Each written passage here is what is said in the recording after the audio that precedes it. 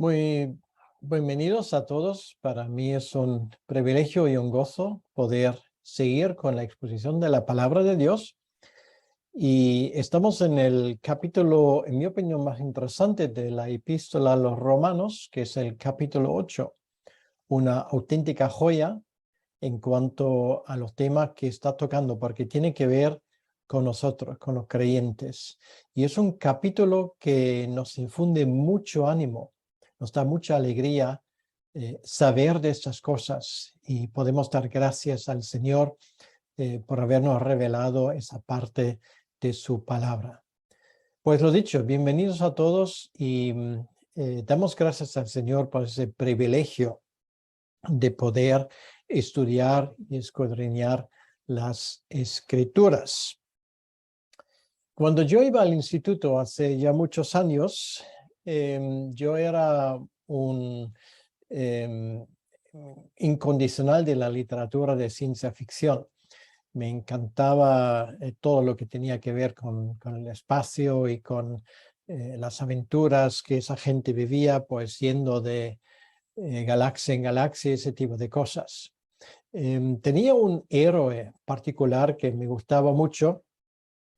Su nombre era Perry Rhodan y tenía el apodo de heredero del universo. Bueno, era un hombre realmente que además pues era invencible, que esto era lo más bonito, y además pues tenía la vida eterna porque habían hecho algo en su cuerpo que sus células se activaban completamente. Bueno, no les voy a aburrir más con esas cosas. Para mí, por lo menos de joven, esto era una cosa magnífica. Sin embargo, todo esto dejó de interesarme cuando a los 15 años conocí a Cristo, porque me daba cuenta de una cosa, que la realidad en ese caso espiritual, sobrepasa la ciencia ficción infinitamente.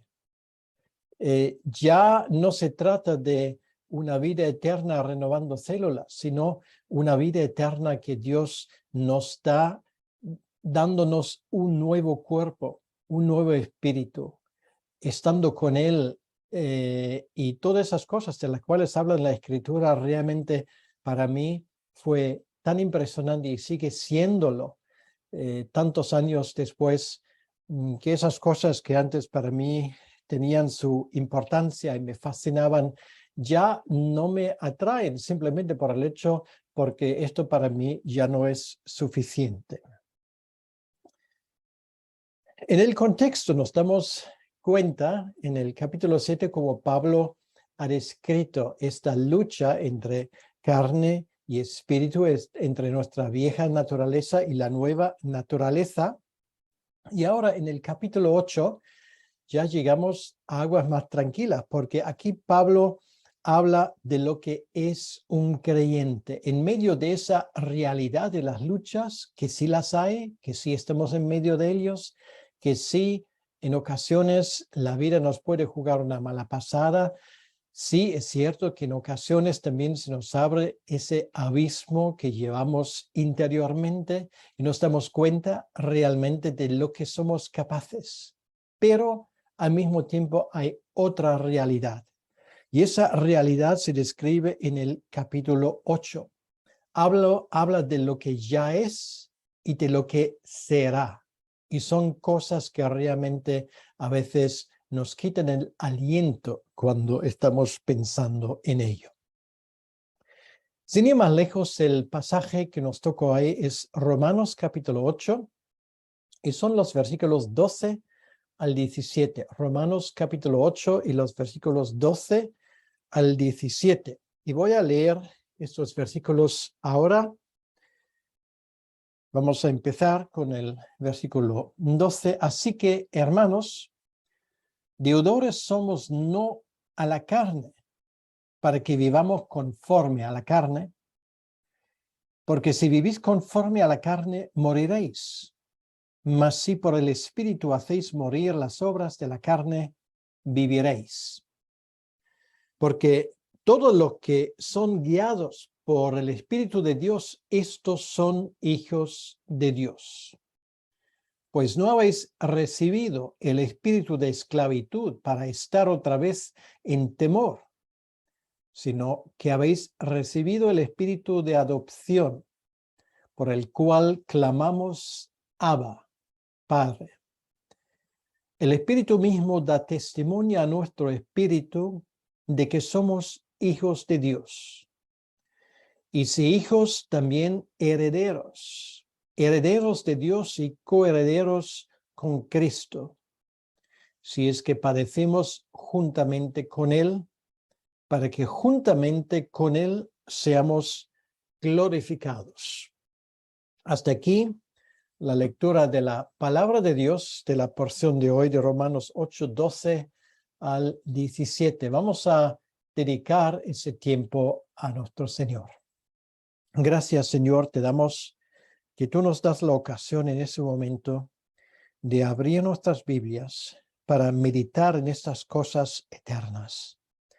Gracias te damos, Señor, que de esa manera podemos conectar con tus pensamientos, pensar lo que tú nos revelaste, estar en la misma onda contigo.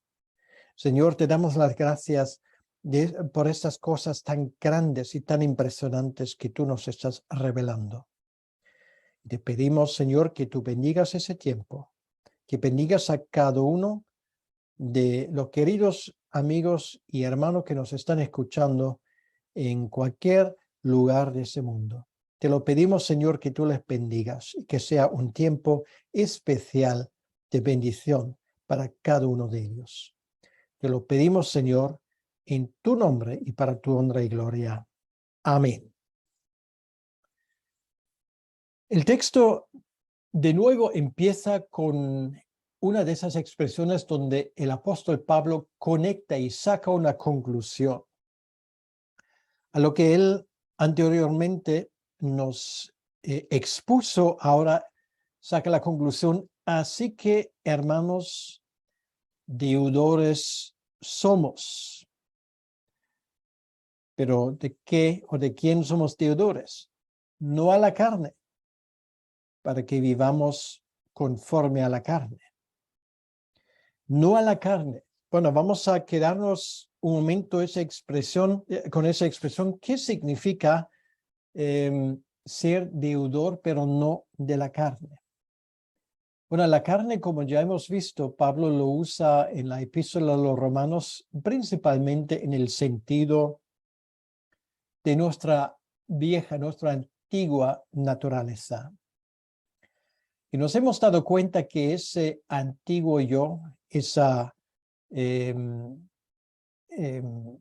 parte de nuestro carácter que depende de nuestras pasiones, que depende de a lo que otros nos gusta, que depende de nuestros egoísmos, ya no nos tiene que dominar en nuestra vida como creyentes, porque Dios nos ha abierto nuevos horizontes. Ya no vivimos por el comer, por el beber, por las riquezas, por lo que ese mundo nos puede ofrecer, y pueden ser cosas muy bonitas. Todo esto en comparación con lo que Dios nos ha regalado ya, simplemente pierde su atractivo. Y por lo tanto, también en nuestra forma de comportarnos, en nuestro comportamiento, el cambio es posible. Y por lo tanto, tampoco vale esa idea que a veces prevalece en círculos cristianos: mira, yo no puedo cambiar. O como se dice en el mundo, perro viejo no aprende trucos nuevos. Esto en la vida cristiana simplemente es una mentira como una casa. Sí, por supuesto, podemos aprender cosas nuevas. Debemos de aprender todos los días, de hecho. Podemos cambiar y debemos cambiar. Bueno, tal vez nos ayuda a considerar un poco de qué se caracteriza la vida vieja. Y Pablo habla de esto, exactamente de ese tema, en el capítulo 5 de su carta a los Gálatas, que tiene un tema muy similar en ese sentido, y habla del pasado de sus lectores, y que eso también puede ser el pasado tuyo y el pasado mío. Y dice aquí, manifiestas son las obras de la carne. Ahora, ¿cuáles son? Adulterio, fornicación, inmundicia, lascivia, idolatría, hechicerías, enemistades, pleitos, celos, iras, contiendas, disensiones, herejías, envidias, homicidios, borracheras, orgías y cosas semejantes a estas, acerca de las cuales os amonesto, como ya os lo he dicho antes, que los que practican tales cosas no heredarán el reino de Dios. Pablo aquí es muy tajante en esto. En primer lugar, se refiere a las personas que lo practican. Quiere decir que esas cosas forman una parte habitual de su forma de vivir, de su estilo de vida. No estamos hablando de un pecado del cual nos arrepentimos. No, estos pecados forman parte del estilo de vida de una persona y no puede ser que formen parte del estilo de vida de un creyente. Esto es imposible. Y en segundo lugar, Pablo lo dice muy claramente, aquellos que lo practican, que hacen esas cosas habitualmente, sin arrepentirse, incluso puede que jactándose de ellas, no heredarán el reino de Dios. Eso está muy claro. Y por eso aquí no valen medias tintas. Los que practican tales cosas no heredarán el reino de Dios. Punto final. El final de ellos será la muerte eterna. Y esto es un aviso serio. No se puede bautizar el pecado. Quiere decir que no se puede encontrar razones, digamos, cristianas para justificar lo que Dios ha llamado pecado. Y somos unos auténticos expertos en ello. Y da igual cómo se llame el pecado es pecado y sigue siéndolo.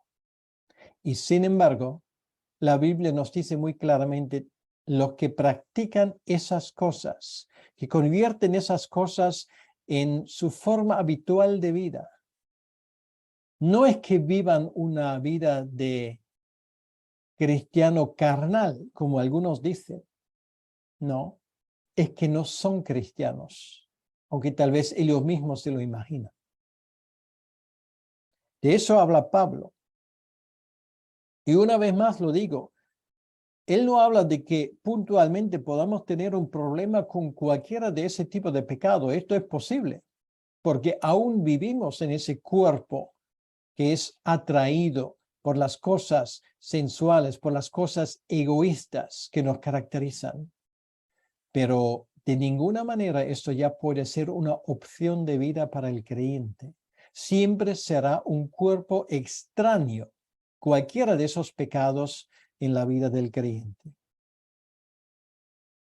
El creyente, en otras palabras, ya no se caracteriza por estas cosas.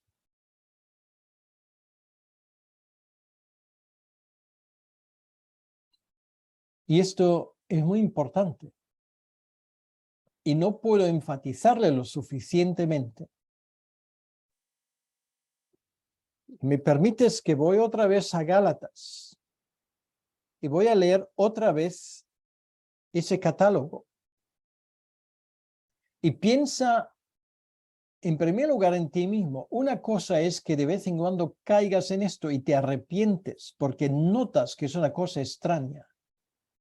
Otra cosa es que habitualmente vives en ello. No te engañes. Si son hábitos de vida tuya, lo que tienes que hacer es arrepentirte e irte al Señor.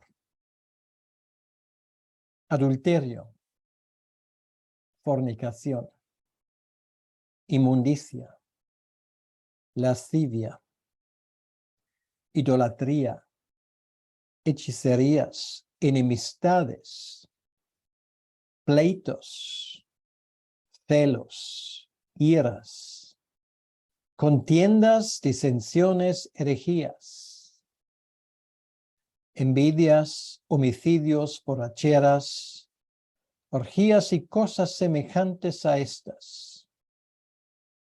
Mira de nuevo lo que el apóstol Pablo dice, acerca de las cuales os amonesto, como ya os lo he dicho antes, que los que practican tales cosas, quiere decir, los que lo convierten en una forma habitual de vida, no heredarán el reino de Dios.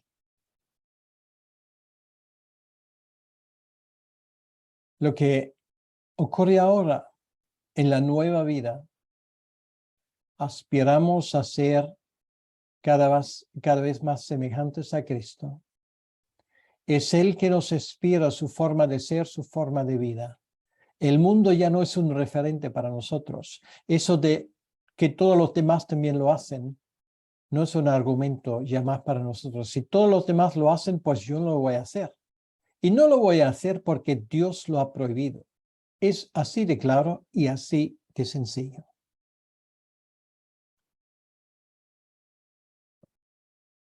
A mí no se me da muy bien la rosicultura. Bueno, la rosicultura es el arte de criar rosas.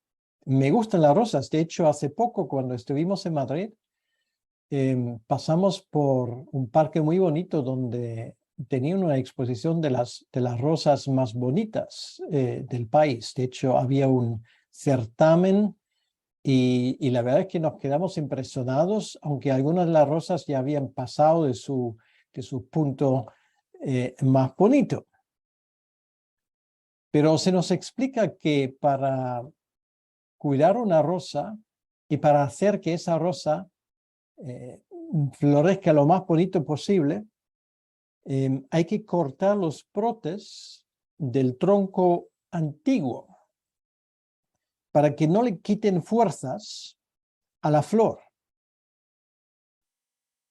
Entonces hay que recortar cosas. Jesucristo no habla de rosas, pero él habla de uvas en el capítulo 15 del Evangelio de Juan. Y el que cuida de las uvas hace exactamente lo mismo, quita los brotes que no son necesarios para que no resten jugo a donde tiene que ir, a la cepa. Tenemos que hacer morir esas cosas que son inútiles en nuestras vidas, porque nos quitan tiempo, nos quitan fuerzas. Sí, está bien tener un hobby, no hay nada que objetar, pero si este hobby me consume, entonces hay que quitarlo. Sí, está bien ganar dinero, porque esto es nuestra responsabilidad, cuidar de nuestra familia, y esto se hace con el sudor de la frente, trabajando duro. Pero si el afán por las cosas y el ganar dinero te consume, entonces hay que quitarlo porque resta fuerzas. Y no vas a poder florecer como cristiano si estas cosas te quitan energía. Y así con muchas cosas. Tenemos que hacer morir esos deseos que ya no tienen sentido porque este mundo no es nuestro hogar. No vamos a quedarnos aquí para siempre. Por lo tanto, los afanes de esa vida, todo lo que rodea esa vida, realmente para nosotros ya no tiene importancia. Y si nos dedicamos a ello, a lo que es fútil y a lo que realmente no permanece, estamos dando nuestras energías y nuestra atención a algo que es simplemente perecedero. Pero luego hay otra parte, gracias a Dios, que hace que la nueva flor se desarrolle. Esto es algo que el que se dedica a las rosas no puede hacer. Estamos hablando de un proceso continuo, no de algo que se resuelva de golpe. Escucha ahora lo que viene. La segunda parte del versículo 13 dice, porque si vivís conforme a la carne, moriréis, mas si por el Espíritu hacéis morir las obras de la carne, viviréis. Ahora, ha ocurrido una cosa que lo ha cambiado todo. Ahora, el creyente ha recibido el Espíritu Santo. Y esto es algo real en nuestra vida. El Espíritu Santo que hay dentro de nosotros, la tercera persona de la Trinidad, nos pone en sintonía con nuestro Dios. Es algo que realmente quiere dominar nuestra vida. El Espíritu Santo es una realidad en la vida del creyente, significa un antes y un después. Y el Espíritu Santo mora en la vida de cada creyente. El Espíritu Santo quiere controlar tu vida, porque es algo que tú mismo no puedes ganar en esta lucha. Deja que el Espíritu Santo lo haga por ti y esto es posible. Y el resultado de esto es un resultado real, no es ciencia ficción. Y vamos otra vez volver a Gálatas, porque ese pasaje que acabamos de leer, pues tiene un pasaje correspondiente que habla de una vida realmente entregada al control del Espíritu Santo. Lo tenemos en los versículos 22 y 23.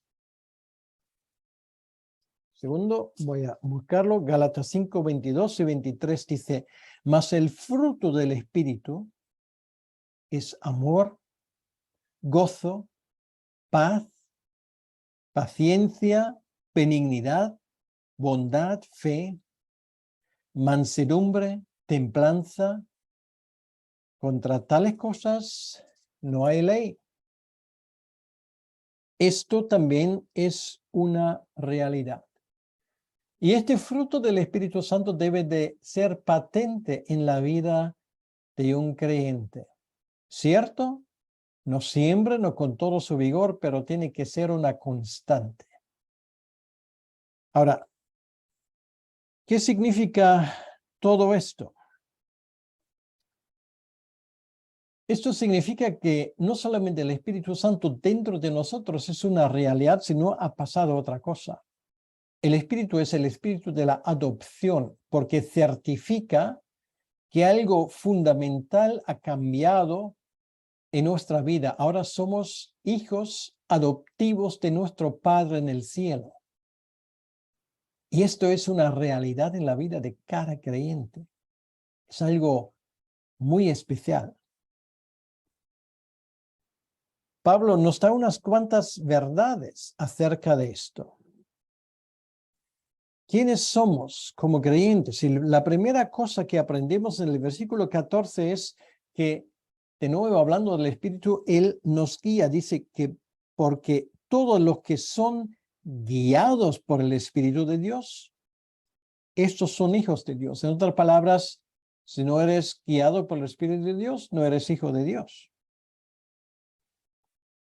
Los creyentes tenemos un privilegio que una persona que no conoce a Dios no tiene. Tenemos un guía, somos guiados. Bueno, seguramente que os habéis ido de viaje en alguna ocasión, sobre todo si vas a un sitio, por ejemplo, a una ciudad que no conocías, se puede hacer un viaje guiado, donde tienes un guía que te va a explicar los monumentos más importantes de la ciudad. Él sabe a dónde irse, él te va a dar consejo, lo que tienes que hacer, lo que no tienes que hacer para no meter la pata, etcétera, etcétera. O sea, ese guía hace que el tour por una ciudad o por un país sea un éxito. Ahora, tenemos exactamente esto en la vida del creyente y el guía que tenemos se llama Espíritu Santo.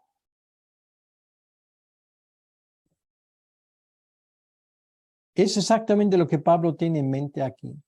un buen guía nos guía sobre la base de lo que está escrito en el programa, porque hay un programa y el guía hace que ese programa se cumpla. Si tienes un guía que es anárquico y hace lo que le da la gana, pues será terrible, porque reina la confusión. Pero un buen guía se atiene a lo que está escrito y exactamente lo mismo hace el Espíritu Santo. No nos guía de forma extraña, de forma anárquica, sino nos guía a base de lo que está escrito en el programa, y ese programa se llama Palabra de Dios. Todos los que son guiados por el Espíritu Santo, estos son hijos de Dios. Y esto se nos debe de notar que somos guiados, que tenemos un propósito, que sabemos de dónde venimos y a dónde vamos y cuáles son las cosas en nuestro programa que hay que cumplir. Hay una serie de reglas. Y esto da a nuestra vida estabilidad y le da un propósito. Y esto debe de diferenciar la vida de un creyente de la vida de una persona que no conoce a Dios. Tenemos al Espíritu Santo que asegura que nuestra vida llegue exactamente a donde Dios quiera que llegue. Y el objetivo final es la ciudad celestial, es la vida eterna, es el seno de Dios, la Jerusalén celestial. Allí vamos. Y ese guía va a hacer todo lo posible y lo va a conseguir para que lleguemos allá. Pero no solamente esto, sino además el Espíritu Santo, siendo un buen guía, nos quita el temor. Mira lo que dice el versículo 15. Porque no habéis recibido el espíritu de esclavitud para estar otra vez en temor, sino que habéis recibido el espíritu de adopción por el cual clamamos Abba, Padre. Bueno, es uno de los versículos más conocidos de la carta a los Romanos. Y lo más importante que dice el versículo es que el espíritu nos quita el temor. Esto engloba una verdad muy importante. Dios ya no es el policía con el palo en la mano que a la primera de cambio nos da una en la cabeza. Porque es la idea que mucha gente tiene de Dios. El que nos castiga, el que solamente espera que metamos la pata para condenarnos. Pero para el creyente, esto ya no es así. Cosas han cambiado completamente. Y esto es la diferencia entre nuestro Dios y los demás dioses. Nuestro Dios nos ama, nos quiere, nos cuida, nos guía. Es un buen padre. Sé que hay infelizmente demasiada gente que han tenido un padre malo. Y esto deja secuelas, deja huellas. Y sé que para esas personas les cuesta pensar en Dios como de un buen padre porque nunca en la vida lo han conocido. Pero aún así esto sigue siendo una verdad. Aunque nuestros padres celestiales, terrenales hayan podido ser malos o en algunos casos unos auténticos monstruos, lo cierto es también que Dios no es así. Es un buen padre. Es un padre que nos ama profundamente, que jamás nos haría ningún daño, que siempre tiene en la mente lo mejor para nosotros. Y su forma de expresarlo es lo que marca, por ejemplo, la diferencia más grande entre las sectas, por ejemplo, islámicas, que hacen que la gente se vuela por los aires, sirviendo de bombas vivas y cosas por el estilo. Recuerdo que hace un tiempo corrió un vídeo por Egipto hecho por cristianos egipcios que hablan a sus vecinos islamistas Y una de las frases dice, vosotros muráis por vuestro Dios. Nuestro Dios murió por nosotros. Ahí está la diferencia. Dios, nuestro Padre, demostró ser el mejor Padre del mundo, dándonos el regalo más grande posible, el regalo de su único Hijo. Mayor muestra de amor es imposible. No nos hace falta más pruebas.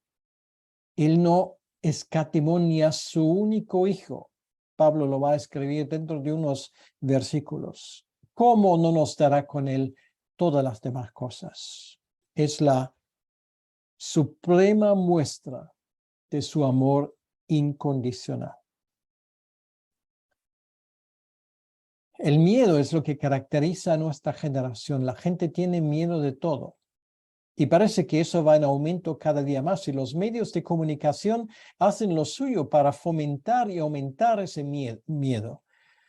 Temor de todas las cosas, de una guerra atómica, temor a que nuestro dinero se nos roba, temor a que pierdo el trabajo, temor a que cojo un cáncer, temor a miles de cosas.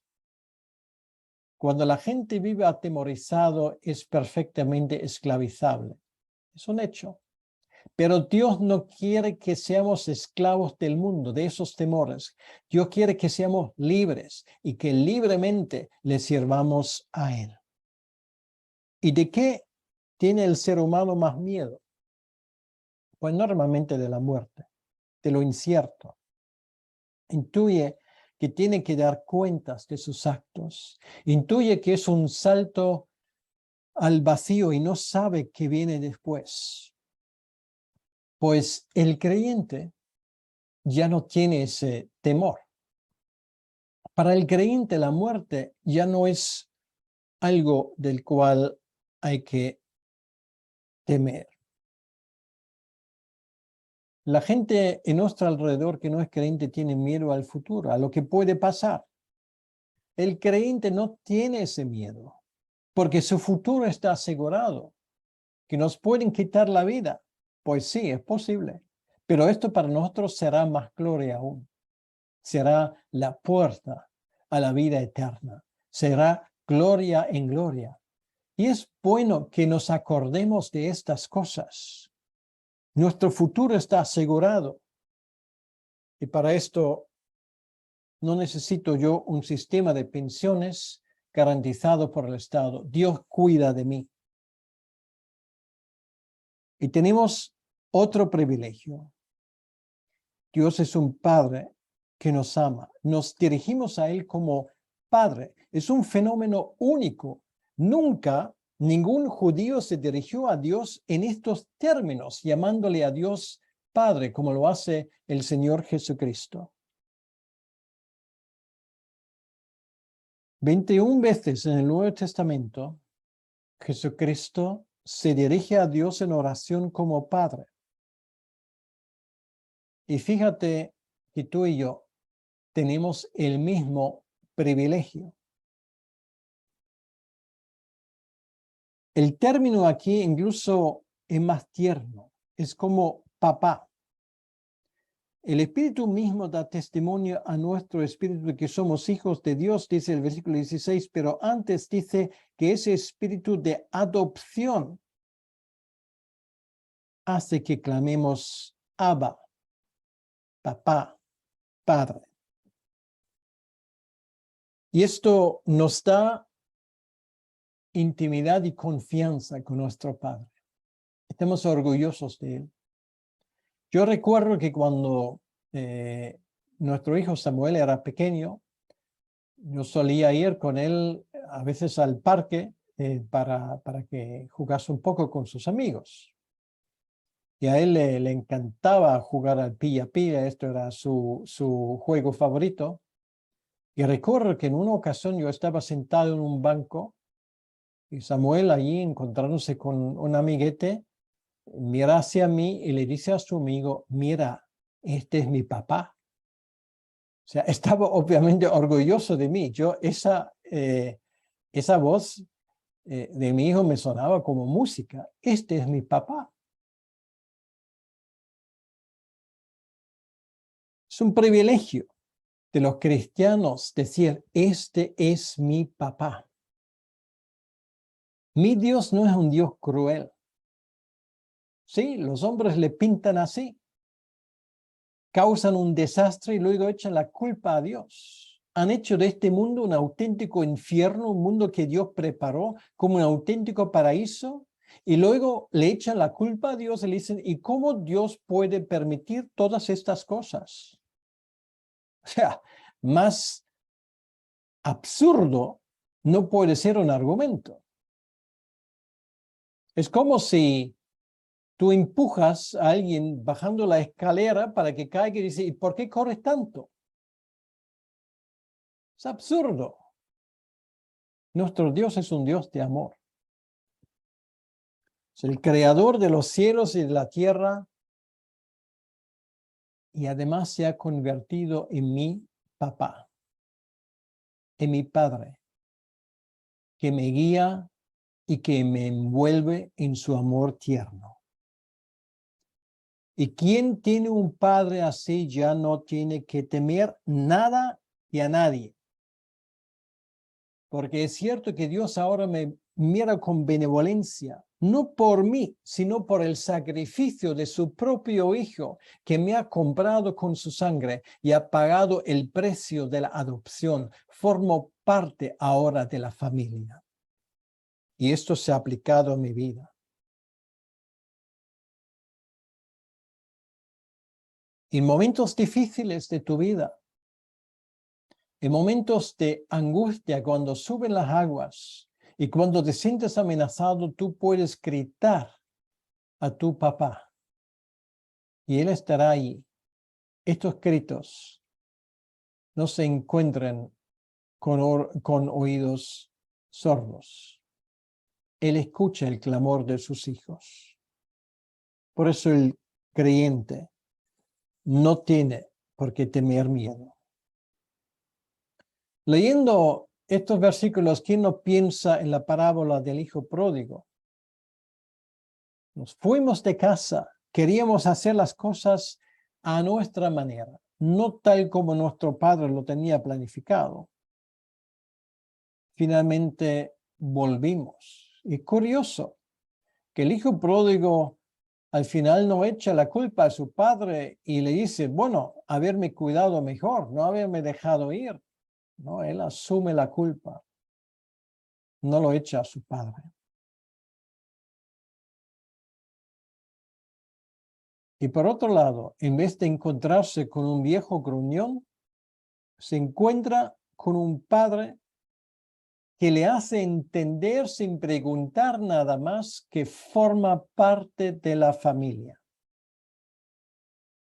Más aún, en contra de la costumbre de Oriente de aquellos tiempos, el padre no se queda en la puerta de su casa, sino corre al encuentro del hijo. Y los dos se funden en un abrazo y se quedan inseparables. La dicha y el gozo del padre no era completo sin su hijo y por eso estaba mirando todos los días. El corazón de nuestro Padre Dios anhela tener a todos sus hijos en casa. Y aunque se desvíen por un tiempo, Él quiere que vuelvan. Tal vez un mensaje para ti en este momento. Si te has ido a la casa del Padre, no es tarde aún de volver, porque el Padre te espera. No te va a echar la bronca. Te espera literalmente con los brazos abiertos. Y déjame que te diga que nunca puedes ir tan lejos que la gracia de Dios no te puede alcanzar. Esto es imposible. Porque la gracia divina es incomprensible y alcanza al pecador más empedernido. Y otra cosa más hace el Espíritu Santo. El Espíritu nos confirma nuestra adopción. Versículo 16 dice, el Espíritu mismo da testimonio a nuestro espíritu que somos hijos de Dios.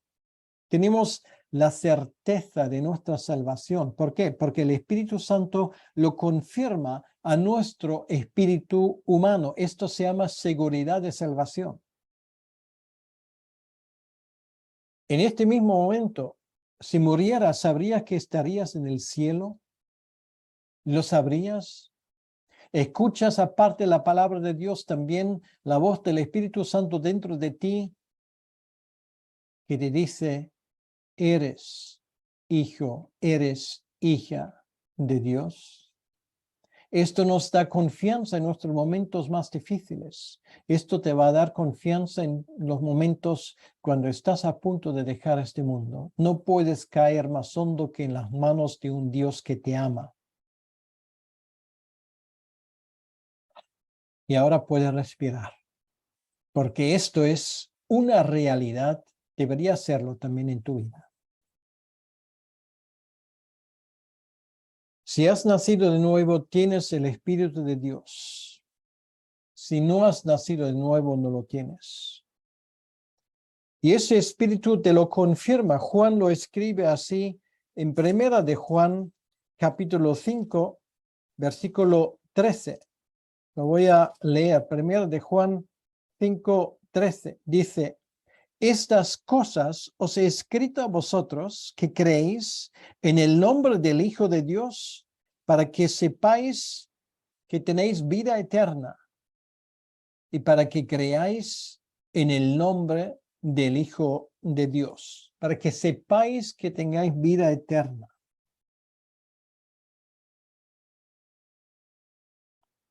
¿Quieres tener esa certeza ahora mismo? El Espíritu te lo confirma a través de lo que está escrito, a tu propio espíritu. Pero con esto no hemos terminado todavía. Versículo 17 dice, si somos hijos, que lo somos, también herederos, herederos de Dios. ¿Qué te parece? Y coherederos con Cristo si es que padecimos juntamente con Él, para que juntamente con Él seamos glorificados. Somos herederos, herederos de Dios, herederos del universo. Y no es ciencia ficción, mi querido hermano, mi querida hermano, esto es una realidad como una torre. ¿Qué es nuestra herencia? La vida eterna, para empezar con algo. Tener un gozo eterno que sobrepasa cualquier entendimiento. Una mansión celestial que nuestro Dios nos ha preparado para que habitemos en ella.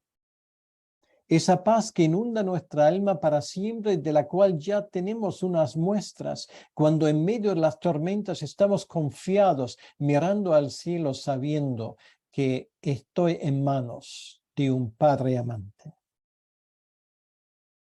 Nuestra herencia es luz, es vivir feliz siempre en un entorno perfecto donde ya no hay más lágrimas, ni enfermedades, ni cosas de las cuales tenemos que quejarnos. Además, vamos a aprender más y más de las perfecciones de nuestro Dios. No nos quedamos ahí en lo que ahora parece la dicha más bonita que nos podemos imaginar en ciertos momentos muy puntuales. No, será para siempre y continuamente. Y otra cosa que forma parte de nuestra herencia, volvemos a ver a nuestros seres queridos, los que creyeron en esa bendita esperanza y que se fueron allá antes de nosotros. Allí veremos a mucha gente de nuevo que ahora los echamos en falta porque se fueron antes de nosotros. Algunos, según nuestro criterio, incluso antes de su tiempo. Ahí estarán esperándonos. Pero lo más importante es que Dios mismo será nuestra herencia. Dios mismo será nuestra herencia. Ahora, con todo esto, ¿qué nos importan las riquezas que ese mundo nos puede ofrecer? Si alguien te ofrece 1 millón o 2 millones, ¿qué harías? Bueno, igual lo tomarías y le dices, pues muchas gracias, muy amable. Pero también podrías decir, chico, tú me hablas de millones y tú crees que esos millones me van a hacer feliz. No fastidies. Yo soy heredero del universo. Yo te hablo del universo de la gloria eterna. Allí tengo mi dinero invertido, mis acciones, mis ahorros en el reino de Dios. Esto es mi gozo. Esta es mi alegría. Somos coherederos, dice aquí, con Cristo, porque Él es dueño de todas las cosas.